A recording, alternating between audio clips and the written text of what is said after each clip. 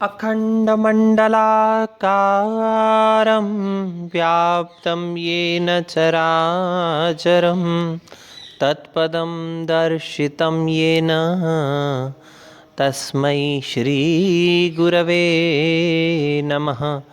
तस्मै श्रीगुरवे नमः। तस्मै श्रीगुरवे नमः। प्रिय विद्यार्थियों, हम कल अन्नम भट्ट विरचित तर्क संग्रह का अध्ययन कर रहे थे। हमने देखा था 7 पदार्थ माने गए हैं वैशेषिक दर्शन में। द्रव्य, गुण, कर्म, सामान्य, विशेष, समवाय, अभाव, सप्त पदार्था। ये 7 पदार्थ हैं, जिनमें से पहला पदार्थ था द्रव्य। आज हम द्रव्य प्रकरण पर चर्चा करेंगे। तत्र द्रव्याणि पृथिव्यपतेजो वायुवाकाश काल दिगात्म मनांसी नवैव।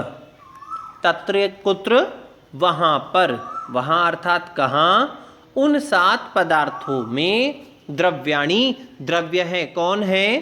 पृथ्वी, यह पृथ्वी, अप, आप, जल, तेज यानी अग्नि, वायु यानी पवन हवा, आकाश, काल, दिक् दिशाएं, आत्म आत्मा, मनांसी और मन, ये 9 ही हैं। उन पदार्थों में द्रव्य कितने हैं? 9 द्रव्य माने गए हैं। पृथ्वी, जल, तेज, वायु, आकाश, काल, दिशाएं, आत्मा और मन, 9 द्रव्य माने गए हैं। इन 9 द्रव्यों में पहला द्रव्य है पृथ्वी। अब पृथ्वी को हम देखेंगे। तत्र गंधवती पृथ्वी सा द्विविधा नित्या अनित्या च।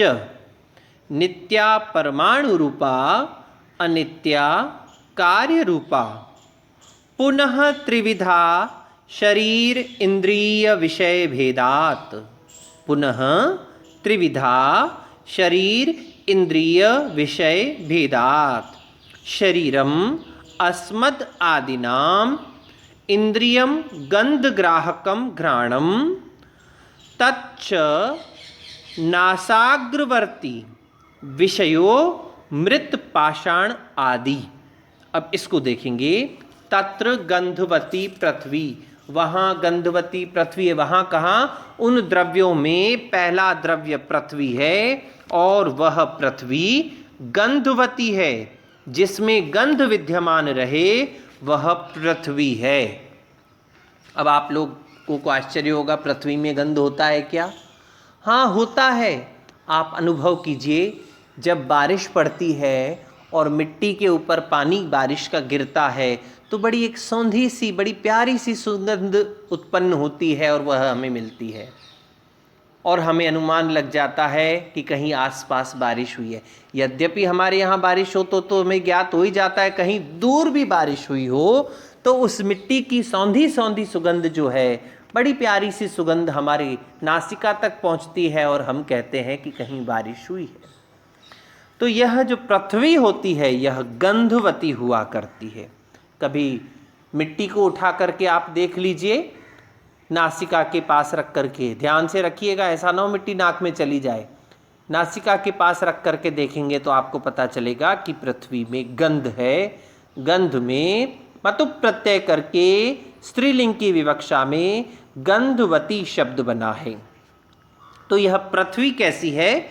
गंधवती है। सा द्विविधा, और यह पृथ्वी 2 प्रकार की होती है, नित्या अनित्या च। एक तो होती है नित्य और दूसरी होती है अनित्य। नित्य पृथ्वी कैसी है? जो हमेशा रहने वाली है, हमेशा रहेगी। सृष्टि के आरंभ से लेके अंत तक वह पृथ्वी रहेगी, उसका नाश नहीं हो सकता। लेकिन अनित्य कैसी है? वह नाशवान है, उसका नाश संभव है। अब कैसे? आपने मिट्टी ली, मिट्टी से खिलौना बनाया, बहुत छोटे बच्चे हुआ करते थे, कहीं पड़ोस में मकान बन रहा होता था तो बजरी का ढेर लग जाता था। अब उस बजरी के ढेर से बैठ कर के हम लोग क्रीड़ा किया करते थे। कभी एक छोटा सा घर बना दिया, कभी लड्डू बना दिए, कभी उसी मिट्टी में पानी डाल करके छोटे छोटे फल बना दिए, मिठाइयाँ बना दी, और जब गुस्सा आ जाता था या जब जाते थे तो उन सबको नष्ट करके चले जाते थे। पृथ्वी वही है, मिट्टी वही है, उसमें से एक स्वरूप था जो हमने बनाया था, वो था अनित्य स्वरूप। और उनको तोड़ने के पश्चात, फलों को तोड़ने के पश्चात, अपने हाथ से बनाए हुए उस घर को तोड़ने के पश्चात क्या वो मिट्टी नष्ट हो जाती थी? नहीं, वो मिट्टी वहीं पर रहती थी। तो मिट्टी यानी पृथ्वी यह दो प्रकार की होती है, एक होती है नित्य, दूसरी अनित्य। नित्य कैसी होती है? जो कभी नष्ट न हो सके, और वह नित्य पृथ्वी परमाणु रूप होती है।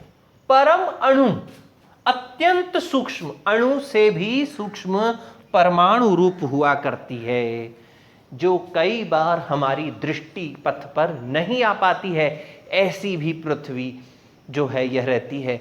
आप ध्यान दीजिएगा, यह जो हमारा वातावरण है, इसमें भी पृथ्वी के ढेर सारे कण उड़ रहे होते हैं, लेकिन वो हमें दिखाई नहीं देते क्योंकि वो अनित्य पृथ्वी है, परमाणु रूप है।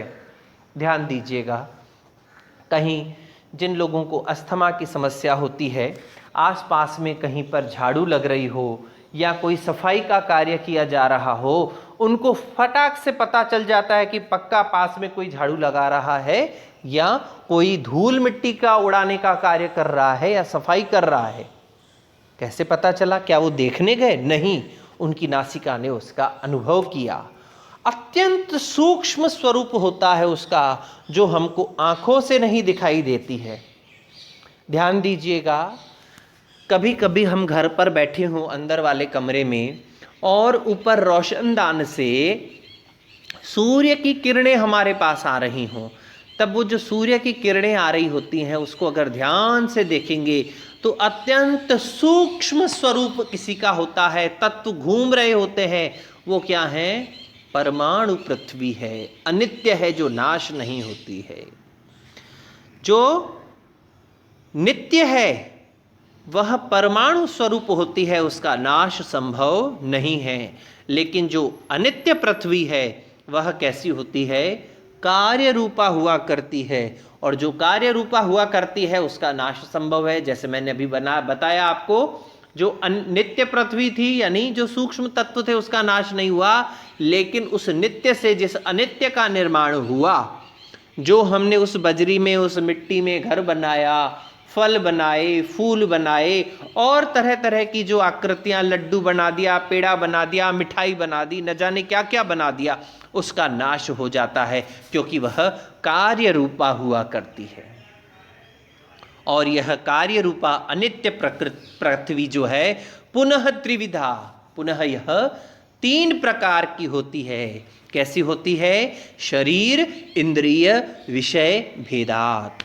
शरीर के, इंद्रिय के और विषय के भेद से यह पृथ्वी पुनः अनित्य पृथ्वी तीन प्रकार की हुआ करती है। शरीरम अस्मदादि नाम, हम मनुष्य इत्यादि का, जीव जंतुओं का जो शरीर है वह ही है। शरीर कैसा है? हम मनुष्यों का, पशुओं का, पक्षियों का शरीर जो है यह पृथ्वी का ही बना हुआ है। यह शरीर रूपा पृथ्वी है। पुनः इंद्रिय क्या है? गंध ग्राहकम घ्राणम, गंध को ग्रहण करने वाली घ्राण नाम की, नासिका नाम की इंद्रिय जो है नासाग्रवर्ती, नासिका के अग्रभाग में रहती है। अब प्रश्न हुआ, किसी ने किया था पिछले वर्ष कक्षा में कि नासिका तो पूरी हुआ करती है, फिर नासाग्रवर्ती क्यों कहा? मैंने कहा ध्यान दीजिए, कभी बच्चे हुआ करते थे जब हम आपस में लड़ाई हो जाया करती थी। अब जब लड़ाई हो गई, किसी ने हाथ पैर चला दिए और वो हाथ जो है वो हमारा सीधा नाक पर लगा, और जैसे ही नाक पर लगा वो नाक सूज जाती है, और उस समय नाक में बहुत दर्द होता है। और हम अगर कोई फूल या कोई सी भी वस्तु, सुगंधित द्रव्य इत्यादि हम सूंघना चाहे तो हमें सुगंध का अनुभव नहीं होता है, क्योंकि जो नासिका का अग्रभाग में विद्यमान जो घ्राण है वह उस समय क्षतिग्रस्त हो जाया करता है और उसका हमें गंध का ज्ञान नहीं हो पाता है। तो गंध को ग्रहण करने वाला जो घ्राण है वह इंद्रिय है और वह नासिका के अग्रभाग में रहता है। शरीर हो गया, इंद्रिय हो गया। अब विषय क्या है इसका?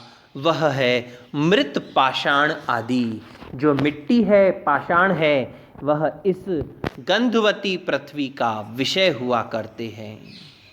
तो हमने देखा जो गंधवती है, गंध से युक्त है, वह पृथ्वी है। वह दो प्रकार की हुआ करती है, नित्य और अनित्य।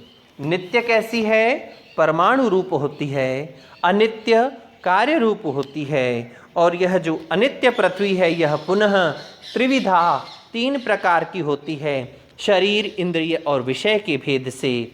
शरीर हम लोगों का जो है वही इसका शरीर है। हम मनुष्यों का, जीव जंतुओं का, पशु पक्षियों का शरीर अस्मदादिनाम शरीरम। और इंद्रिय क्या है? गंध को ग्रहण करने वाला घ्राण जो नासिका के अग्रभाग में विद्यमान रहता है। तथा विषय क्या है? मृत पाषाण आदि, यानी मिट्टी, पत्थर इत्यादि इसका विषय है। ये अनित्य है। आप पत्थर को उठा करके तोड़ दीजिए, नष्ट हो जाएगा। मिट्टी के टुकड़े कीजिए और तोड़ तोड़ तोड़ तोड़ तोड़ के कूटिए पीटिए, नष्ट होती चली जाएगी। लेकिन एक बार एक स्थिति ऐसी आ जाती है जो अनित्य रूप में आ जाती है, अनित्य से नित्य हो जाती है। तो मिट्टी, पाषाण इत्यादि इसका विषय हुआ करते हैं। अब हमने आज गंधवती पृथ्वी के विषय में चर्चा की। कल अब हम द्वितीय द्रव्य के रूप के विषय में अध्ययन करेंगे। आपसे निवेदन है, आग्रह है कि आप दर्शन का यह प्रश्न पत्र इसको बहुत सरल न समझें। सूक्ष्म अध्ययन करने का विषय है। तो आपसे आग्रह है मेरा कि निश्चित रूप से घर पर बैठ कर के आप स्वाध्याय कीजिए। जिस प्रकार से हम अपने प्रवचन में प्रमाद नहीं कर रहे हैं, तो हमारी आपसे अपेक्षा रहेगी कि आप अपने स्वाध्याय में प्रमाद न करें। कल अग्रिम विषय को लेकर के आपके समस्त उपस्थित होंगे। तब तक के लिए ओम शांति।